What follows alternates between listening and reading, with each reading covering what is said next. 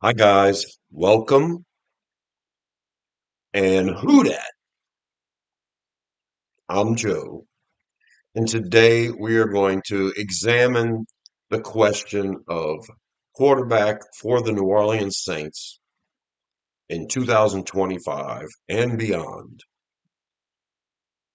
But mostly we're going to focus on what should the Saints do at quarterback for next year. The big question is Derek Carr. Now, I wouldn't even call him polarizing for this fan base. I think we're all in agreement that we want a better quarterback than Derek Carr. And I think a lot of the fan base would take anybody else besides Derek Carr. So what I thought about was, how are we going to manage the next couple of years? Whether the Saints admit it or not, we're going to go through some sort of rebuild. And ultimately, we hope this ends in getting the signal caller of the future for this franchise. And those guys are really hard to come about. So I was thinking about all of the quarterbacks that are in the league now. I was thinking about all of the starters. Where does Derek Carr really rank around, among those players that are in the league and starting, and some in the league that aren't starting? So existing players in the league, where does Derek Carr really sit?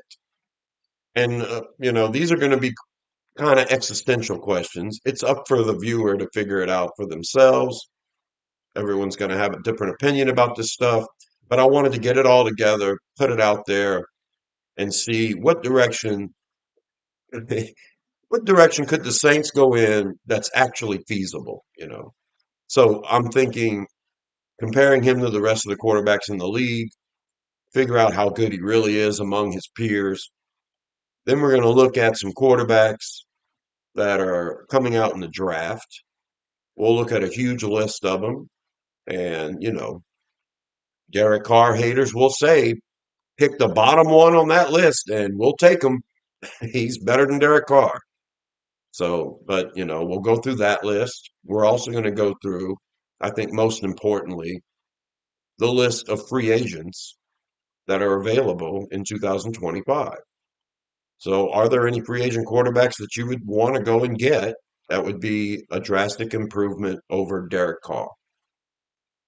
All right. So, we're going to look at all of that, and ultimately, you'll come up with your own opinion, and you may already have the opinion anyway. If you'll take the worst quarterback in the league now, or you'll take the last pick in the draft and grab whatever quarterback's left on the board, and then say, "Hey, we got a replacement." You're the kind of person that also thinks we already have the replacement in the building for Derek Carr in either Jake Hayner or more probably Spencer Rattler, right? So let's look at all of it. The first thing I think we should do before even determining how good Derek Carr is among his peers currently playing, let's take a look at the free agent quarterbacks that should hit the market in 2025. And this is a big list of them. I tried to get as many as I could. I didn't want to leave anybody out. Even Tommy DeVito, who's a exclusive rights free agent, or Shane, how do you say that name? Buscelli, restricted free agent. But hey, all of these guys are supposed to be free agents. Will Russell Wilson get re-signed by Pittsburgh? Will Jameis Winston get re-signed by Cleveland? Or is he destined for the Giants? Is Joe Flacco ready to come off the couch again? Would Andy Dalton come back here? Would you want him back here?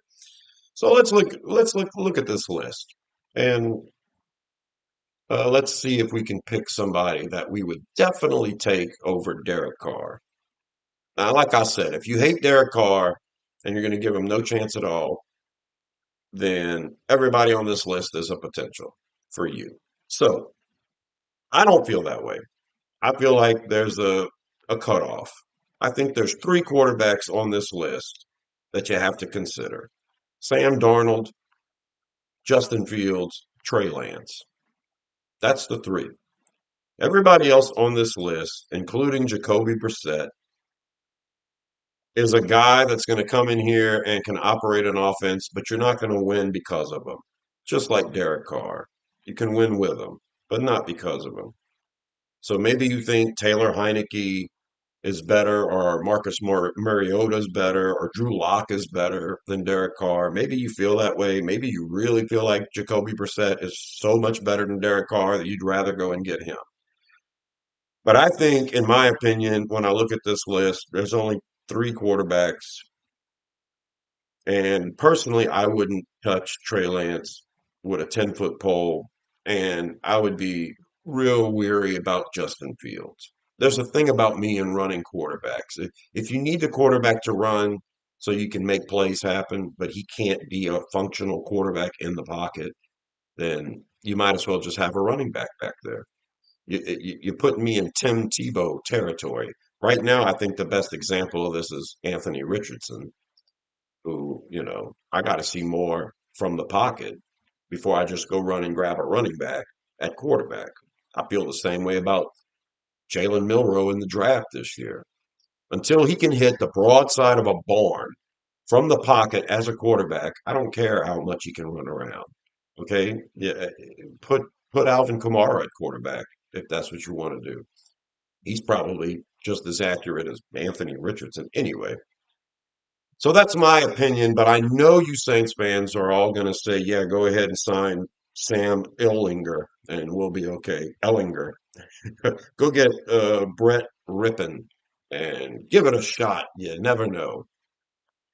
Yeah, it's a possibility that some of these quarterbacks could end up performing better than Carr. But the only one I would really consider getting is Sam Darnold. And I have Sam Darnold in the same vicinity as far as quarterback as I do Derek Carr. I think you're not really improving if you go and get Sam Darnold. I know you want to be excited about the potential of a running guy like Trey Lance or Justin Fields, and that could be more exciting for you. And maybe he can get a 3rd and 6 on his own. But that's why I say this video is not going to give you answers. It's just going to show you what's happening, and then you make up your own mind. And for those of you who want to get Mac Jones or Carson Wentz or Jimmy Garoppolo, and you think you're going to be better off with them than Derek Carr, you have every right to feel that way. And I'm not one here to argue one way or the other. Uh, my preference is you're paying a guy, you're going to get hit in the books by $50 million. You might as well have the guy play quarterback, especially if what you're going to get is what you're going to get from any of these guys. And that's really the way I feel. I don't think Jameis Winston comes back. I don't think Jimmy Garoppolo's better than Derek Carr. So yeah, as far as free agents, no, I'm sticking with Carr. That would be my decision. Whether I'm right or wrong, and of course, you guys will do whatever you want, and you're justified to feel that way. You really are, because we know what we got with Derek Carr, and you're not winning because of the guy. But some pluses, some minuses here. That's your free agent list next year. So you have that now to reference.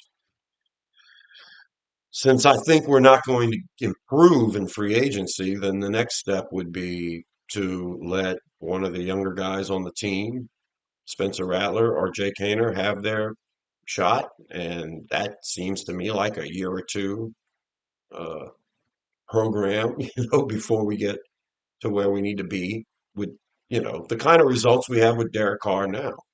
Yeah, Spencer Rattler might have better tools than Derek Carr, but I don't think you're going to end up with more wins in the next 2 seasons because of Spencer Rattler over Derek Carr. I don't think Spencer Rattler's good enough to become an eventual starting quarterback and be so good that you would put him in the top half of the quarterbacks in the league. Is that where Derek Carr stands?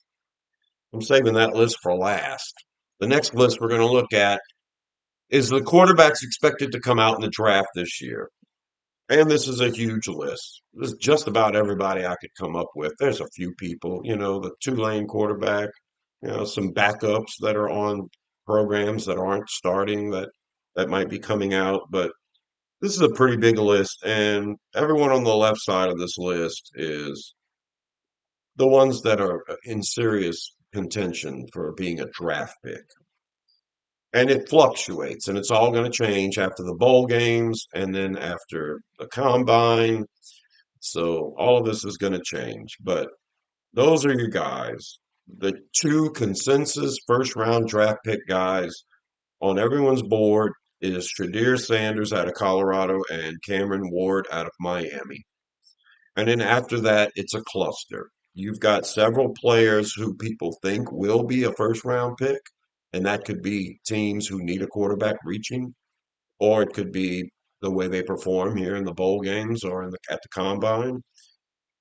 Like I say, a lot of these might go back to college, so you're not even sure if they're all available. But after Sanders and Ward, who I think you're going to need a top five pick to get, after that, you're talking about Jalen Milroe, Quinn Ewers, Carson Beck, Drew Alar, Jackson Dart, Garrett Nussmeier. I think Garrett's going to go back to LSU one more year, or at least transfer to another school or something. If he comes out into the league now, he's going to have to really wow people at the combine to be a first round pick. Now, that's where I could have cut it off at the first round. There's a chance Dylan Gabriel is a first rounder because he's so productive in college, but because of the size limitations. And then everybody after Dylan Gabriel, they all have the ability, the size, or whatever. People might fall in love with them. But I really believe that after Garrett Nussmeier, you're talking about second, third round guys. Drew Alar and Jackson Dart, Quinn Ewers and Carson Beck, those guys could be second round picks. They should be second round, third round picks. I think once you get to Curtis Rourke and Riley Leonard and Will Howard and Kyle McCord and Cade Klubnik, you're talking about third round, fourth round kind of guys.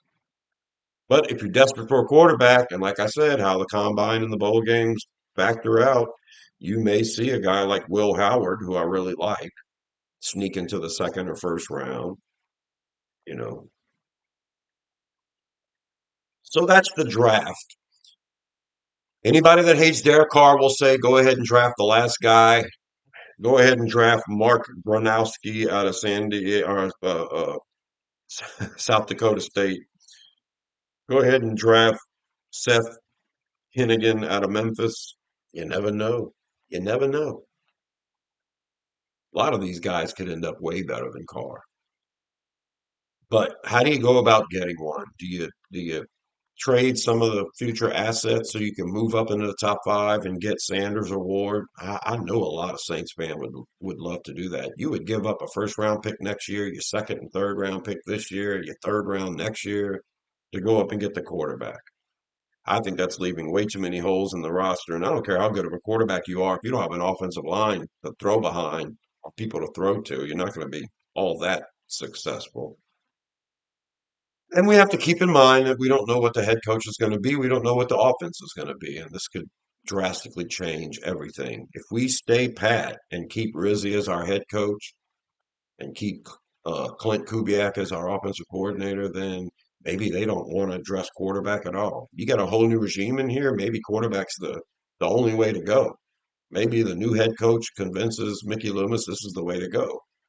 Two first rounders, two second rounders, and two third rounders. So you can get up and get Sanders or Ward from a team that needs a quarterback. Because if you're not trading with Jacksonville, then you're trading with New England in the top five. Carolina might even want another quarterback. So, or do you stay put? We pick at 10, maybe 12, something like that. You stay put and grab Drew Aller, or Jackson Dart if they're still there. Carson Beck, Quinn Ewers. Is that the route you want to go? First round quarterback? That might be a Ryan Tannehill type, but you go ahead and grab him anyway because you just got to get rid of Derek Carr. As long as you don't restructure Carr, you can get out of the contract sooner than later and just ride with him and pay the dollar amount and have the guy on the team be an effective, decent quarterback and just take your lumps until, you build a better team around Carr and then, you let the contract go and then you go and scramble to get a quarterback who would have a much better team to succeed with. So I'm not sure of getting a young quarterback and throwing him into the mix this early with a new staff that's probably going to lose, and then we're going to end up cleaning house in a couple of years anyway, and then the quarterback's got to start all over. It just seems like it's a potential that could happen in 2025. I think the Saints are going to win at least three more. I think they're going to win at least two more games. I think they're going to win three more games. I think they're going to end up 7-10. And I think if you keep Rizzi as your head coach, it's not a bad move because you expect a bunch of bumps and bruises in this rebuilding. And if you hire a whole new coaching staff who doesn't really want to be in that situation, kind of like Matt Patricia with the Lions, he gets the head coaching job, and after a couple of years of struggling and trying to rebuild the team, he gets fired, and then the next guy that comes in is the head coach of the year and everything. Dan Campbell's the man now. He didn't have to go through the 2.5 years or whatever Patricia went through to get the team where it was when he inherited it. So we all know the story. Nobody wants to come and be the head coach of the Saints when you're rebuilding the entire roster, and it's going to take 2 to 3 years to even start winning games. You torture your young quarterback in that time as well. Yeah, I just think it's a very feasible option. You keep the same coaching staff, the same head coach. You go through the struggle of rebuilding in the next 2 years, and then you can have a clean slate 2 years from now. Draft some players. Let these guys try to make this work. I believe the Sean McVay type of Mike Shanahan type of offense is the kind of offense we're going to want to stick with anyway, even if we move from Kubiak. So, I don't know. It's an option. Do you grab one of these guys? Like I say, if you pick up some extra picks, Jackson Dart's there in the third round, go ahead. Go ahead. So that's another option on what you can do for quarterback in 2025. Let's finally take a look at the list of starting quarterbacks, the top 32 quarterbacks in the league this year. And I'm basing this on quarterback rating because I could base it on all kinds of things. We all know in our minds who the great quarterbacks in the league are, regardless of how they may be performing this particular year. But this is the list of the highest rated quarterbacks in the league right now. And out of 32, Derek Carr is number six. Now we know Derek Carr is not the sixth best quarterback in the league. Most of us wouldn't even put him in the top half of best quarterbacks in this league. It just so happens that the way he's operating at quarterback this year, especially when you consider the injuries and everything else, and he's still managing to be sixth. But we all know that quarterback rating, this number, it's not the holy grail. We all know there's limitations to some of these players that are at the top of this particular list. Russell Wilson being number five. I mean, everybody knows the shortcomings and he's older and stuff like that. And then you see Sam Darnold excelling right there with Derek Carr so well when we all know they're middle of the road quarterbacks. And then you see quarterbacks that we know are really good. Patrick Mahomes happens to be number 17 on this list, and he's the best quarterback in the league. And one spot ahead of him, Matthew Stafford. People are saying he's a future Hall of Famer now. Yeah, he's only 16 on this list. So this isn't the tell all, end all, be all of quarterbacks rankings, but this is just how quarterback rating has these quarterbacks this year situated. So that is just to show you that Derek Carr, despite all of the crap that we've all had to put up with injuries and lack of depth and everything else, he's been sacked 7 times in 9 games. Other Saints quarterbacks were sacked 14 times in 3 games. Spencer Rattler's a sack machine, okay, and not a defensive sack machine. He gets sacked too much. I don't like that. And that's one thing that's got me hesitant about jumping on the Rattler train. But this is the way everyone's ranked. Now I'm going to pull up one more list, and this is, in my opinion, the way these quarterbacks in the league are actually ranked. And, everyone has a different list, but this is my list. I think the consensus top five quarterbacks in the league are Patrick Mahomes and Lamar Jackson and Josh Allen and Joe Burrow and Justin Herbert. Those are the top five consensus best quarterbacks in the league. I think you're going to get those five in everybody's top five. And those are the five quarterbacks that every other team in the league wants. We all want those guys, including the Chiefs, the Ravens, the Bills, the Bengals, and the Chargers. They all want those guys too. So comparing Derek Carr to someone like that, those top five, is kind of ridiculous. You hope that with every draft pick you make, you get a quarterback that's that good. And maybe some of it seems obvious after the fact. The next list, the next five that I have mentioned, got Jaden Daniels on top, and he's a rookie. So yeah, Jaden Daniels is going to be in that top five. He's top six for me right now, and he's on that next tier that includes proven veterans Jared Goff and Matthew Stafford, who I think are still playing pretty good football for their age, and you know they're great quarterbacks now. Jared Goff and Matthew Stafford ain't going to run around for a lot.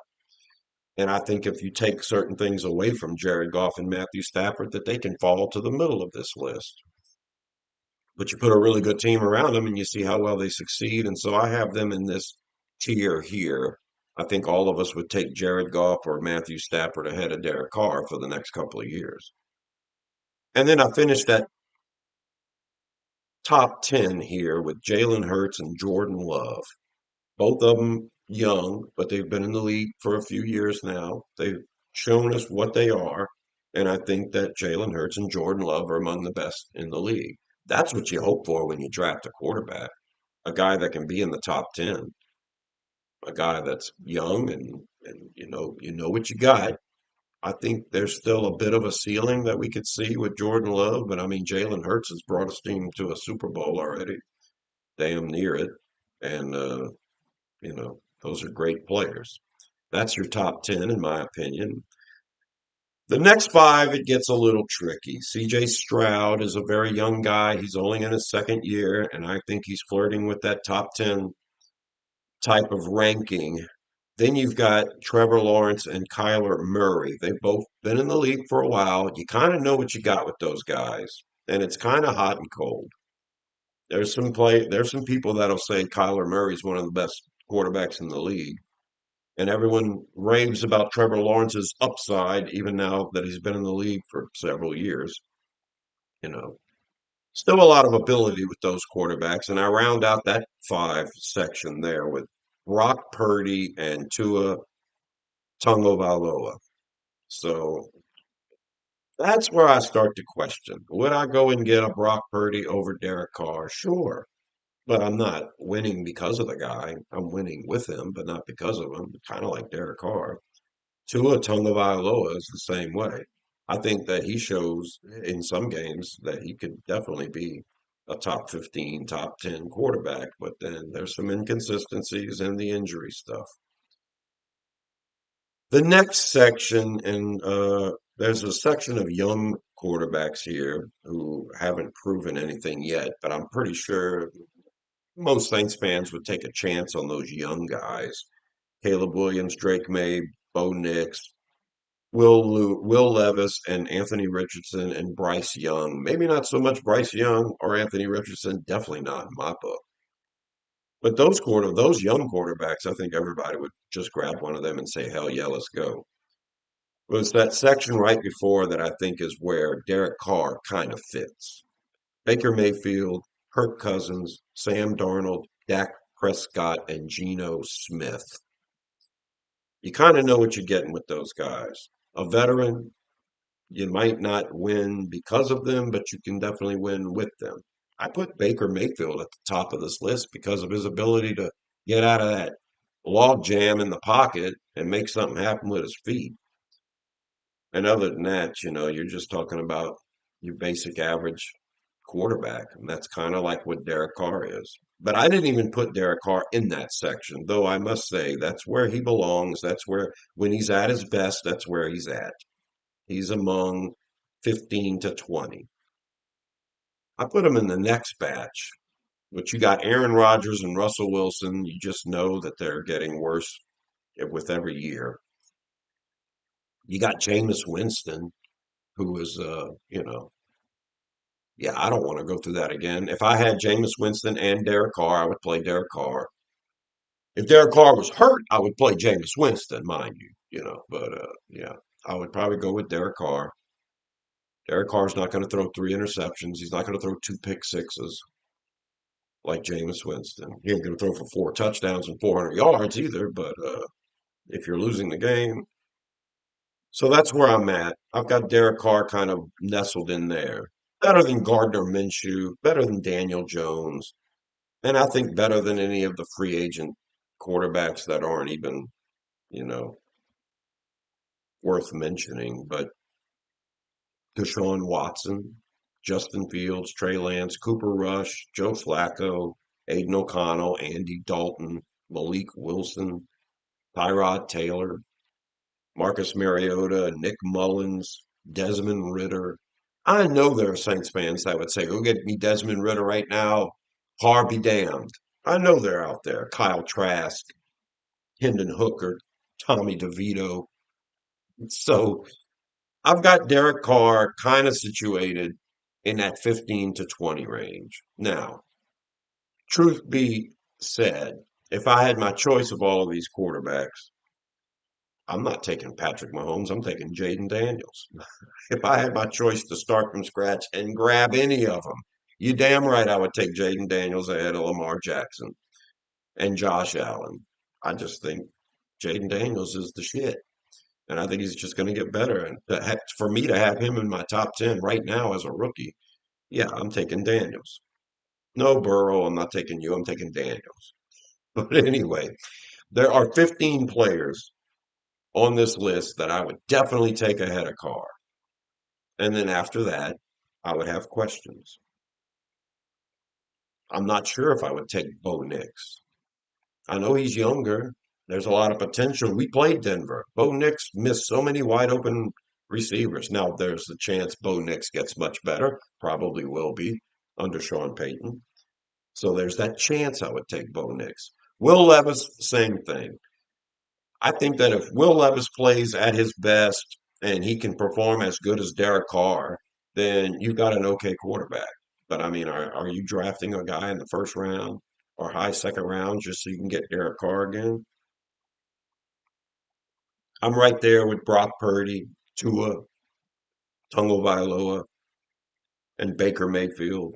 That's right. Those are the guys that I'm considering ahead of Carr. So there's a chance I'd take 20 of these guys before Carr. That's not good when you're talking about your starting quarterback. But certainly I would take 15 ahead of him. It doesn't mean that whoever you go get in free agency is going to end up being the 16th best quarterback. It doesn't mean that the guy you draft is going to end up being the 16th best quarterback. So I look at that young list, and that's why I have to put them all together. Caleb Williams, Drake May, Bo Nix, Will Levis, Anthony Richardson, Bryce Young. You're not quite sure what you have with all of them just yet, but you'd be willing to take a chance. Uh, all of those guys are first round picks, except Will Levis, right? Levis was a second round pick. The rest of them are first round picks. That's the way the league is. When you look at all of the starters on this list in the league, almost all of them are first round picks.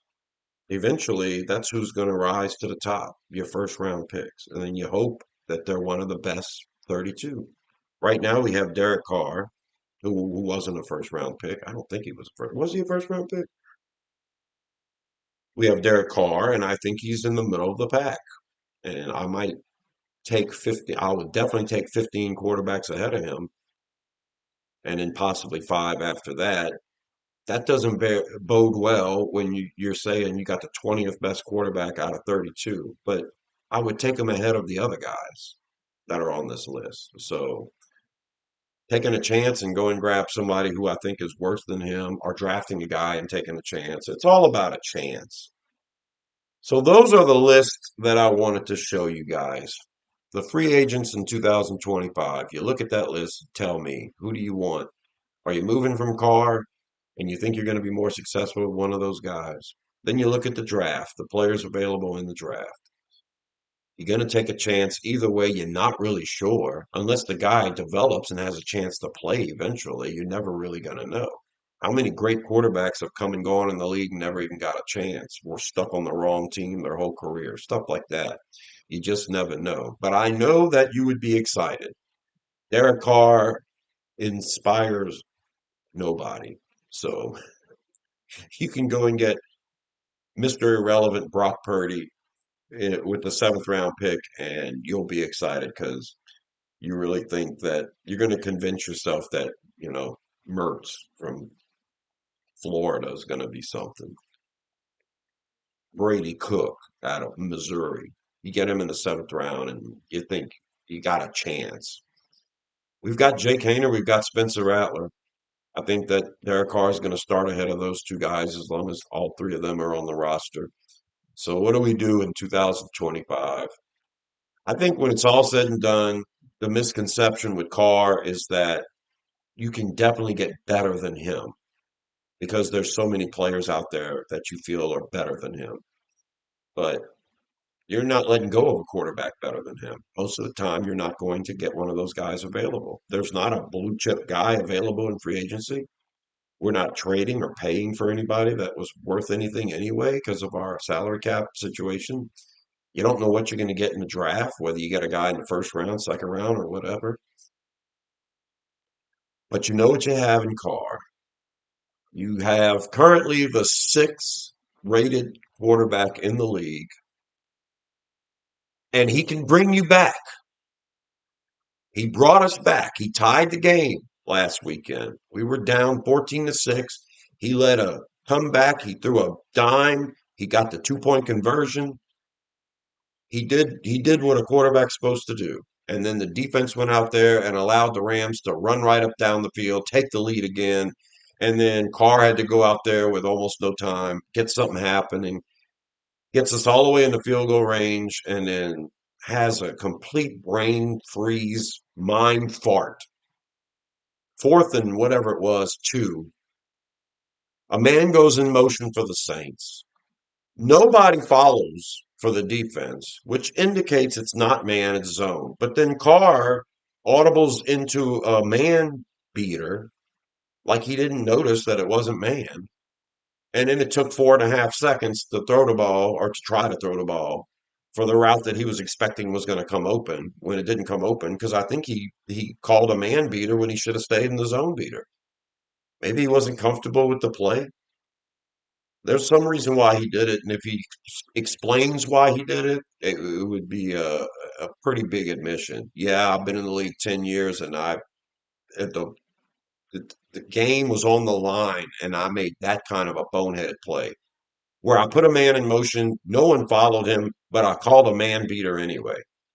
I don't understand why he did it. I don't understand. And like I said, if you call a better protection or you have a slightly better offensive line, then you're going to get 4 to 5 seconds to throw the ball. That was all on Carr. That one play was on Carr. And yeah, if he takes off running, we get the first down. All kinds of different quarterbacks could have got that first down, could have made that play.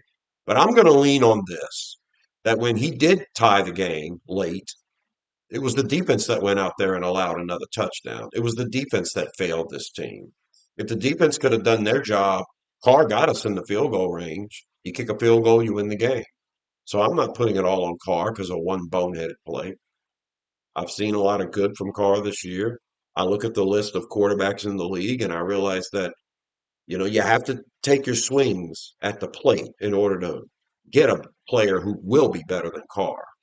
But for right now, the way the situation is with this franchise, it's a difficult task. It's whichever direction you choose is going to still be a hard road to hoe. I'm Joe. Subscribe to Rosenfield 10. For more videos about our beloved Bless You Boys in Black and Gold, the New Orleans Saints, let me know in the comments what you think. I know you hate Derek Carr, but just tell me which route you would take. And if you say any and all of them, then yeah, put your thinking cap on just long enough, just to give me an idea of what you would do. Like, tell me, you would sign Sam Darnold in free agency, you would release Carr, you would pay the $50 million even though he's not on your team. Would you try to trade Carr for a seventh rounder? Let me know what you would do. I'm interested to know. And until the next one, I'll talk to you later. Who dat?